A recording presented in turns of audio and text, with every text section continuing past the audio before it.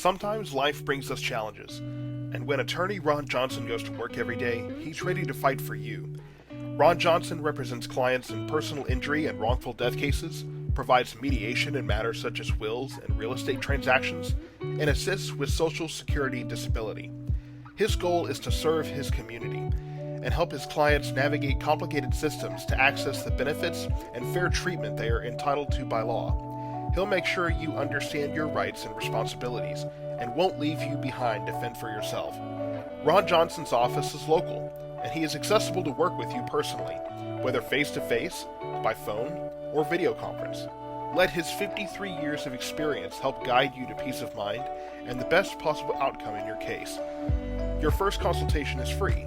Charges for Social Security disability services are subject to approval by the Social Security Administration. Call the Law Office of Ron B. Johnson at 972-938-7163 or visit www.lawofficeofronjohnson.com to schedule your free consultation. Jamie here with Lettering Vibes. Today we are going to show you a few different dye processes that we do.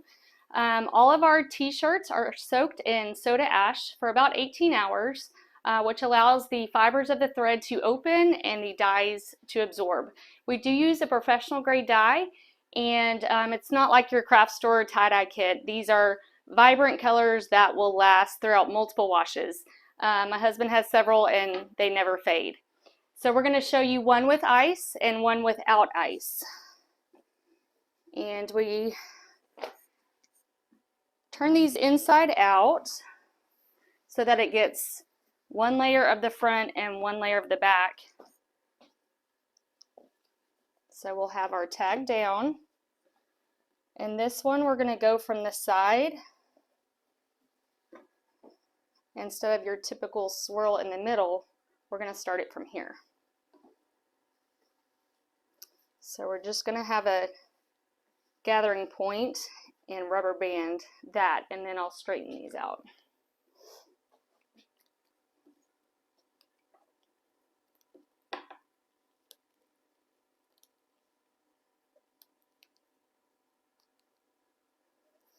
Okay, so your shirt will naturally kind of pleat when you do this, but you'll want to kind of just use your fingers and make them even.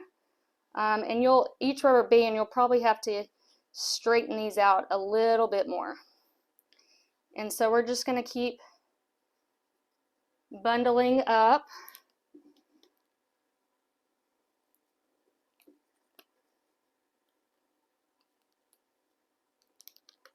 This part takes a little time, but just keep pulling it tight and straight so that your lines are crisp.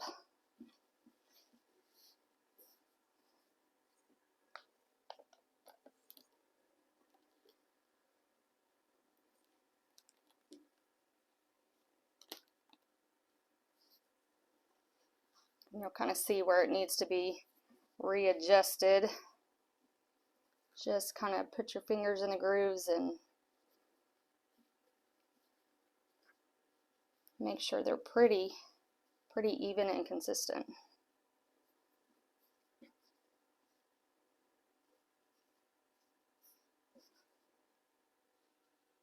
I normally like to kind of mark where I'm going to put the rubber band.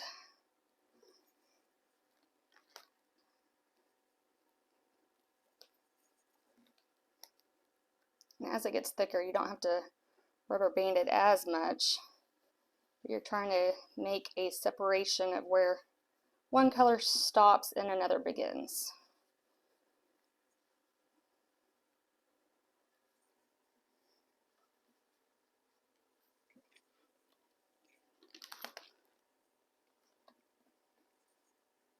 Some of these tails will be tucked in. Tails are these little flappy things that I didn't get in the rubber band. We will secure those here in just a minute.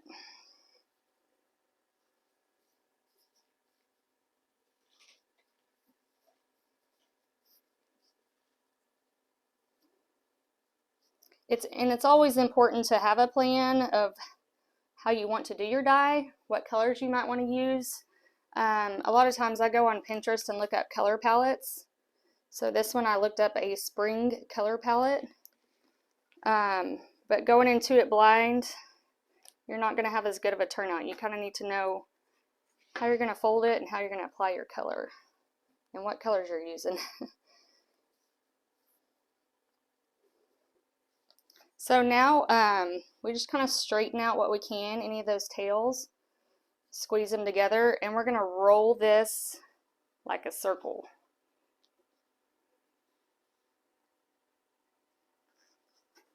So that'll help, and we're going to rubber band that too, so that'll help any of those tails.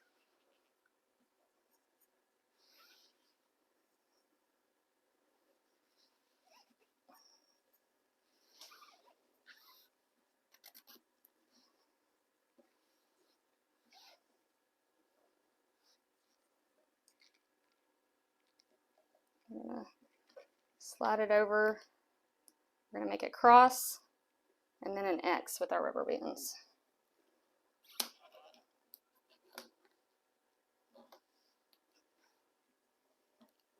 So just stagger in between, and that helps get everything tight.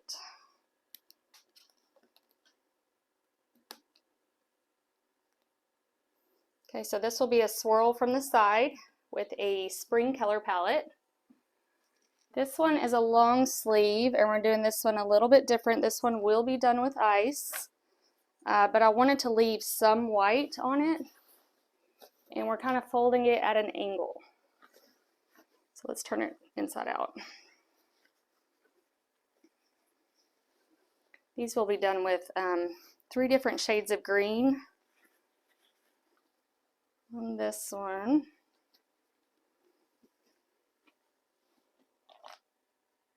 And we're doing a corner to corner. So we're kind of just going to fold it from here. Let me turn this.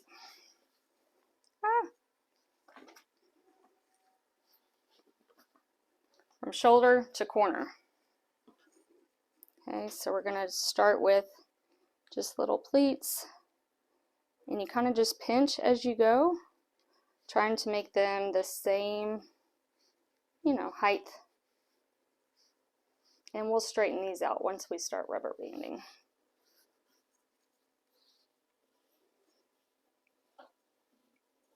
You can either just gather more and pull it, or just use your fingers and keep it all together.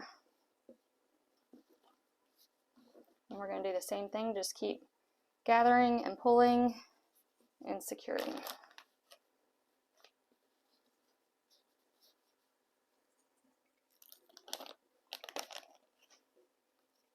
And we don't reuse our rubber bands. The rubber bands, with them being elastic, they will absorb some of the color in there. When you stretch it like this, you try to reuse them again, and you'll have a color on there that you were not expecting. So these are trash after we use them.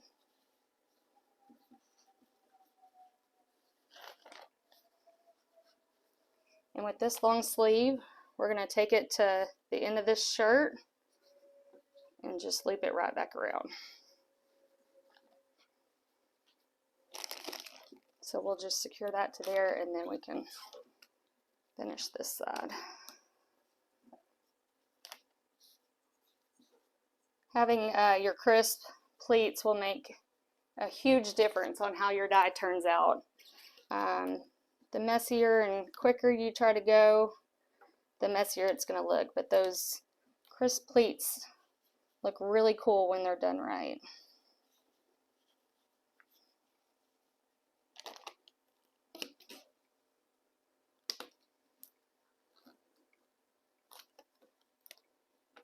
This part takes the longest.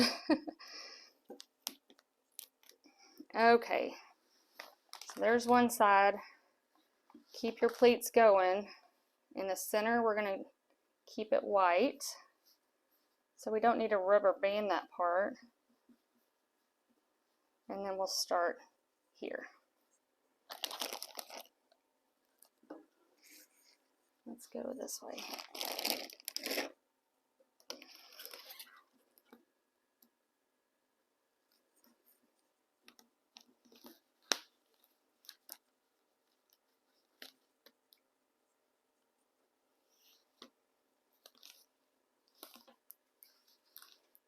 This one will be done as an ice dye, and ice dye breaks down color.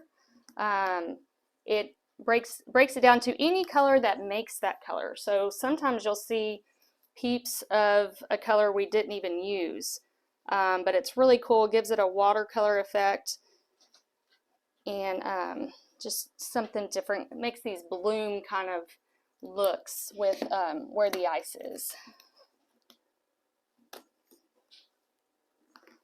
And we're going to do the same thing to this sleeve that we did on the other side.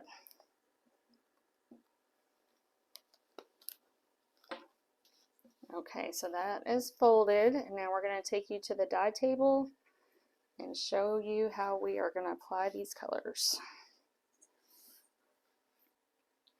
Okay, so the rubber bands in the circle like this create triangles, and that's how we like to section off on how we're applying our colors. So today on this one we are using peach, orange crush, hot pink, and turquoise. So I kind of like to tilt my tray. I just got these from Target. They're like in the dishwasher section, and these trays as well. You want your dye to be sitting on a tray, because if it's just sitting puddling up in the dye, it's just going to make the back all muddy, and we don't want that. We want it to drip through. So when you have your colors and your triangles, you need to determine what color, what pattern, how many that you're going to do. So today we're going to start off with 2 peaches, and I like to just tilt it where the rubber band is and just kind of use that as a guide. It's okay if it goes over. It will just create more variation of color, and with it already being wet and from being pre-soaked, it will spread, but we don't want it to spread more than it has to. So I just kind of go into that triangle and apply the color. And then I rotate my tray each color. So now I'm going to do 2 oranges and just kind of go in where that second rubber band is and start off small, because sometimes these will, the liquid comes out fast.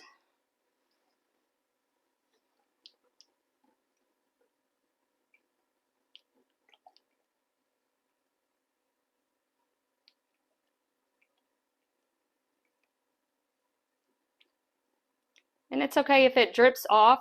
You don't want it super drippy, you know, because we're going to flip this in 12 hours and do the other side.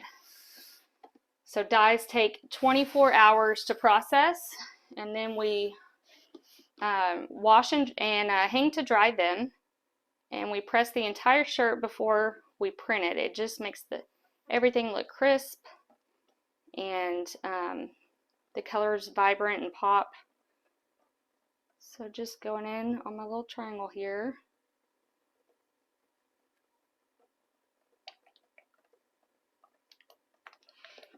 Okay, we have 2 triangles left. We are doing this one in turquoise, but it is important that whatever colors are beside each other, that they blend well. And I'm not sure that turquoise and orange are going to blend well. So we're going to do just 1 triangle of turquoise, and we're going to do this one hot pink. At least pink and blue will make purple, so that's okay. We don't want it to look muddy, so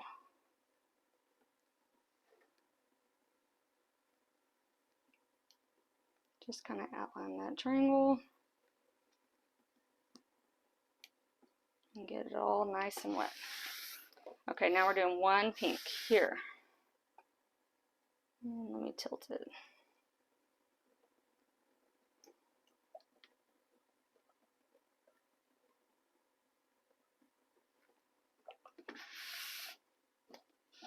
And here's this one.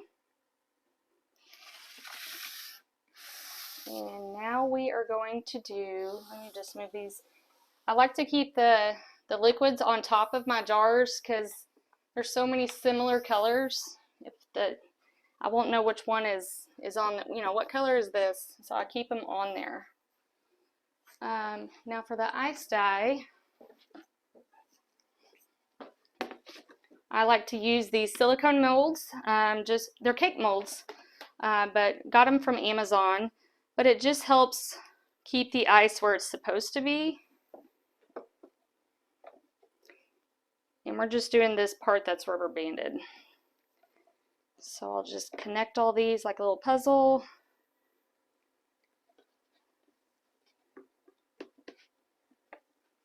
And go up this side.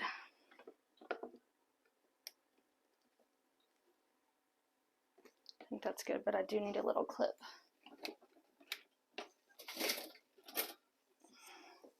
To help that stay intact.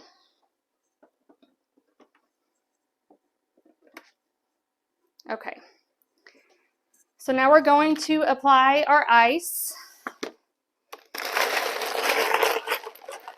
And for this one, I'm seriously just laying them out. Some ice dyes, we just throw the ice on there, but this one we're laying it out where the rubber bands are. So each of these pieces of ice that you see here will create blooms into the next color.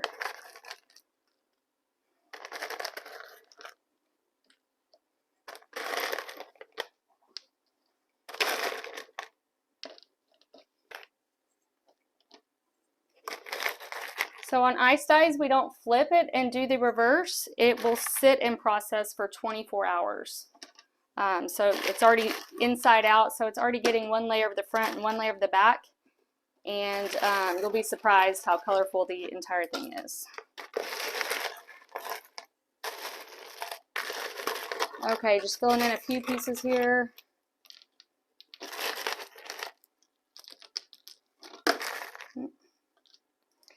Okay.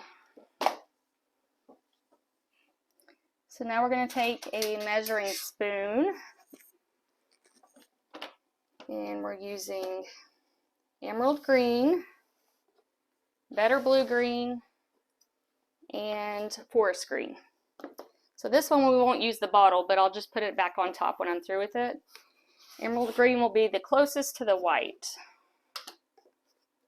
So we just get some of this, and this is what our does look like on the inside. It's powdery, so you mix it in the bottles yourself, and you just sprinkle. So the ice will allow the color to move. So you'll even see some color move up there, even though we left that part white. It won't all be color, so there'll be a good amount of white.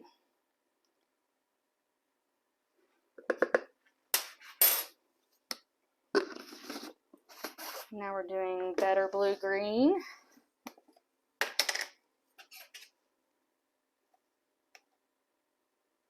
And just sprinkle. It's okay if it overlaps. Just gives more variation of color.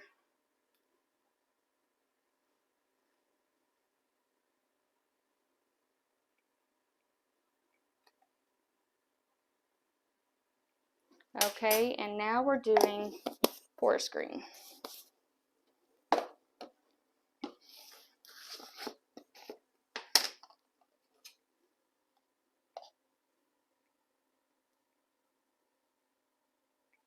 Just sprinkle it on there.